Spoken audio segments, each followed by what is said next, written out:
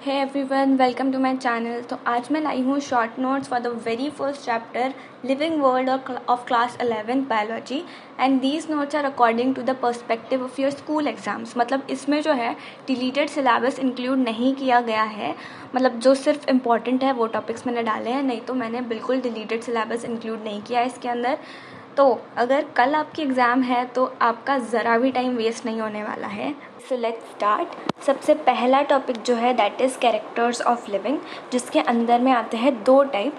First is observable and non observable. Growth, reproduction and sensitivity observable में आएगा और replication, organisation, metabolism non observable में आएगा। Not defining के अंदर में ग्रोथ और रिप्रोडक्शन आता है, डिफाइनिंग के अंदर में आता है तुम्हारा कॉन्शियसनेस एंड मेटाबॉलिज्म। अब ये जो था वो डिलीटेड टॉपिक था, इसलिए मैंने क्विकली रिवाइज करवा दिया, मेरे को क्विक ओवरव्यू देना था बस। उसके बाद में एक नोट है that is important, that is growth and reproduction जो होता है ना वो म्यूचुअली इंक्लूसिव होते हैं for the unicellular organisms, but mutually exclusive होते हैं for the multicellular organisms. This is because growth और रिप्रोडक्शन को हम डिफ़ाइन नहीं कर सकते हैं in case of unicellular organisms. अगर वो रेप्लिकेट करते हैं तो हम कह सकते हैं उनका ग्रोथ भी हो रहा है एंड अगेन एक नया ऑर्गेनिज्म भी बन रहा है, सो वो रिप्रोडक्शन भी कहलाया जा सकता है। Then you have the first topic which is given in NCERT, the rationalized one, that is diversity in living organisms. अब diversity of living organisms में दो important point which are given are total number of species जो इस अर्थ में या इस planet पे present है, दैट इज़ 1.7 से लेके 1.8 मिलियन तक। ये डेटा कभी कभी MCQs में पूछा जाता है। देन बायोडाइवर्सिटी का definition is number and types of organisms which are present on earth, that is collectively known as biodiversity of earth. Okay, next important topic is taxonomy. अब जो टैक्सोनॉमी है वो एक ग्रीक वर्ड है जिसका मतलब होता है, जो टैक्सो है फर्स्ट वर्ड वो डिराइव किया गया है एक ग्रीक वर्ड टैक्सिस से। टैक्सिस मीन्स अरेंजमेंट एंड जो नॉमी है उसका मतलब होता है स्टडी। फिर टैक्सोनॉमी जो है वो दिया था मतलब जो टर्म है वो दिया था APD कैंडोले ने, ठीक है। लेकिन इसके फाउंडर है एरिस्टोटल एंड इसके फादर है, मतलब father of taxonomy is Carolus Linnaeus. Okay, then you have steps for taxonomy. सबसे पहला इज़ कैरेक्टराइजेशन या डिस्क्रिप्शन, मतलब जहाँ पे तुम एक ऑर्गेनिज्म के कैरेक्टर्स को आइडेंटिफाई करते हो, उसको लिस्ट आउट करते हो, ठीक है, उसको डिस्क्राइब करते हो, that is the first step. उसके बाद में उनको डिस्क्राइब करने के बाद तुम्हें क्या पता चला, तुमने क्या आइडेंटिफाई किया, that is the next step, that is the identification. उसके बाद में उसको तुम कौन से कैटेगरी में डालोगे, that is classification which is the next step. And उसको कैटेगरी के अंदर डालने के बाद तुम उसका नॉमेनक्लेचर करोगे। फॉर एग्जांपल तुमने किसी जीनस में उसको डाल दिया तो उस जीनस के अकॉर्डिंग तुम उसका नॉमेनक्लेचर करोगे, राइट। तो that is the last step of taxonomy. Now the note which I was telling before, that is Aristotle जो है वो फाउंडर ऑफ टैक्सोनॉमी है, ठीक है, मतलब उन्होंने ढूंढा टैक्सोनॉमी को एंड जिसने उसमें डीपली स्टडी किया that is the father of taxonomy. Who is that is Carolus Linnaeus and जो टर्म था taxonomy that was given by APD Candolle. Okay, then we have taxonomy and systematics में difference. Taxonomy जो था वो term किसने दिया था, APD Candolle ने again. And then you have APD Candolle ने टैक्सोनॉमी का टर्म दिया था एंड सिस्टमेटिक्स का टर्म किसने दिया था, कैरोलस लिनियस ने। ये बहुत कंफ्यूजिंग चीज़ें हैं जो तुमको याद रखनी पड़ेंगी। टैक्सोनॉमी के अंदर के जो स्टेप्स थे जो अभी हमने देखे वो टैक्सोनॉमी के अंदर आते हैं, बट सिस्टमेटिक्स के अंदर आता है टैक्सोनॉमी, मतलब ये सारे steps plus phylogeny. Okay, taxonomy plus phylogeny दोनों आ जाता है सिस्टमेटिक्स के अंदर। What is phylogeny now? Phylogeny is the evolutionary history of all the organisms, ठीक है। ये क्या सजेस्ट करता है, ये सजेस्ट करता है the relationship between the organisms, ठीक है। फिर उसके बाद में आता है बाइनोमियल नॉमेनक्लेचर। बाइनोमियल नॉमेनक्लेचर मतलब नॉमेनक्लेचर के लिए तुम जो रूल्स यूज़ करते हो वो अकॉर्डिंग टू बाइनोमियल नॉमेनक्लेचर होते हैं which is again given by Carolus Linnaeus. इसके अंदर में दो वर्ड्स आते हैं, as a name suggest binomial मतलब दो वर्ड्स का फर्स्ट वर्ड जो होता है वो सजेस्ट करता है जीनस नेम, ठीक है, और सेकेंड वर्ड जो होता है वो सजेस्ट करता है specific epithet. Now genus name जब हम लोग लिखते हैं, मतलब फर्स्ट वर्ड जब हम लोग लिखते हैं, तब उसका first letter must be capital, लेकिन स्पेसिफिक एपिथेट में ऐसा कुछ नहीं है, उसका नहीं हुआ, मतलब कि नहीं ही होना चाहिए, स्मॉल लेटर्स होने चाहिए सारे। अभी इसका एक हमने एग्जाम्पल लिया है, that is Panthera. Panthera is the genus, ठीक है। फिर उसके बाद में लियो, टिग्रिस एंड लियोपार्ड, मतलब पैराडिस, ठीक है। Leo is the scientific name, lion हमें पता है कॉमन नेम है, तो Panthera leo means lion, Panthera tigris is tiger and Panthera pardus is leopard. Then Panthera is genus and ये सारे जो है वो स्पेसिफिक एपिथेट है। That's how we do the binomial nomenclature. Binomial nomenclature के कुछ रूल्स हैं। जब ये प्रिंट करेंगे हम इसको, जब एक नेम को प्रिंट करेंगे, साइंटिफिक नेम को, तब वो इटैलिक्स में होना चाहिए, ठीक है। क्यों इटैलिक्स में होना चाहिए? To indicate its Latin origin, okay. And जब इसको हम लोग लिखते हैं तब दोनों वर्ड्स को सेपरेटली अंडरलाइन करना चाहिए, again to indicate its Latin origin. हम लोग बाइनोमियल नॉमेनक्लेचर में एक और टर्म ऐड करते हैं कभी कभी, that is the name of the scientist, और वो जो नेम होता है ना वो एब्रीविएशन में ऐड किया जाता है, एंड इसको ना ही हम लोग अंडरलाइन करते हैं ना ही हम लोग इसको इटैलिक्स में प्रिंट करते हैं, ओके। जैसे कि फॉर एग्जांपल, जैसे Mangifera indica, the name was given by Carolus Linnaeus, तो मैंजिफेरा इंडिका लिन ऐसा लिखा जाता है, Linn is the abbreviation for Linnaeus, right.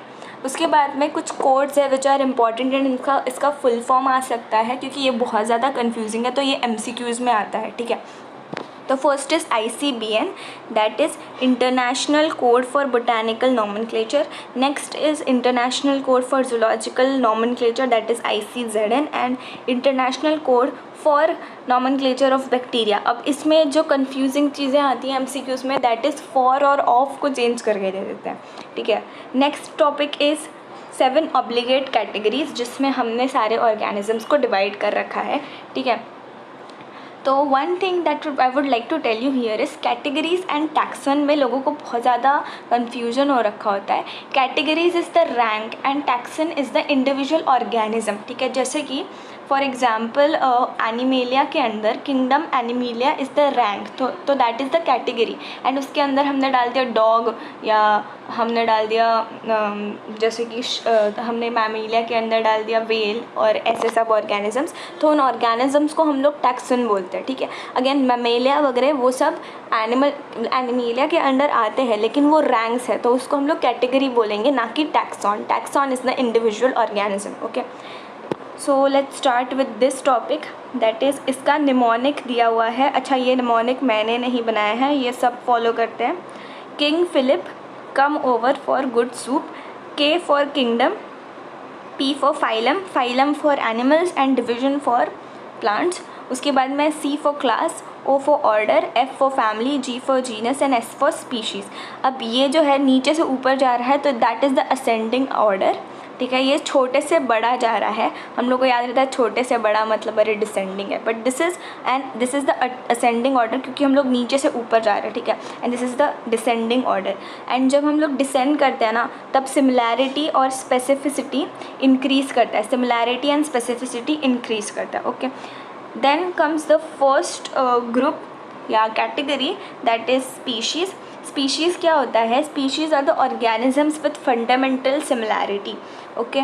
और स्पीशीज़ को हम लोग को अगर डिफ़ाइन करना होगा कि कौन से ऑर्गेनिजम्स हैं जो एक स्पीशीज़ से बिलोंग करते हैं, तो हम सिंपली ये कह सकते हैं कि वो ऑर्गेनिजम्स जो एक दूसरे के साथ रिप्रोड्यूस कर सकते हैं, एंड रिप्रोड्यूस करने के बाद में जो प्रोजेनी प्रोड्यूस होगा, that must be fertile enough, okay, to produce again number of progenies ahead.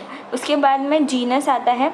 Genus is group of closely related species.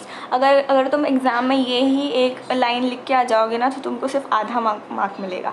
तो उसके लिए जो नेक्स्ट लाइन है वो भी इम्पॉर्टेंट है कि वो एक्चुअली क्या है, क्या रिप्रेजेंट करता है। तो genus represents common ancestry, okay, genus represents common ancestry. तो यहाँ पे मैंने एग्जाम्पल से समझाने की कोशिश की है। सबसे पहले तो ये स्पीशीज़ है लियो, टिग्रिस एंड पैराडिस, ठीक है। ये जो स्पीशीज़ है ये क्लोजली रिलेटेड है, तो इसको इन्होंने डाल दिया एक ही जीनस के अंदर, दैट इज़ पैंथेरा। फिर सारे के सारे कैट्स जो होते हैं, for example fishing cat, golden cat, jungle cat, ये सारे जो कैट्स हैं इनको इन्होंने एक ही जीनस में डाल दिया, दैट इज़ फेलिस, ठीक है। एंड डॉग्स जो है, डॉग्स के अंदर में डॉग्स या वुल्व्स या जैकाल्स, ठीक है, ये सब को इन्होंने एक ही जीनस में डाल दिया, दैट इज़ कैनिस। उसके बाद में पोटैटो, ब्रिंजल एंड मकोई सोलानम के अंदर आते हैं, ठीक है। फिर उसके बाद में नेक्स्ट इज़ फैमिली। फैमिली के अंदर आते हैं क्लोजली रिलेटेड जीनस ग्रुप, ठीक है। And these are based on vegetative and reproductive features. जैसे कि हमारे पास यहाँ पे एक एग्जांपल है, दैट इज़ सोलेनेशिया। सोलेनेशिया के अंदर 3 जीनस डाल दिया, that is दतूरा, petunia, solanum. Solanum के अंदर आता था पोटैटो, ब्रिंजल, मकोई वाले स्पीशीज़, ठीक है। तो ये जीनस को, क्योंकि ये जीनस क्लोजली रिलेटेड थे एंड इनके वेजिटेटिव एंड रिप्रोडक्टिव फीचर्स भी सिमिलर थे, इसलिए इनको डाल दिया सोलेनेशिया फैमिली के अंदर, ठीक है। फिर उसके बाद में नेक्स्ट रैंक इज़ ऑर्डर।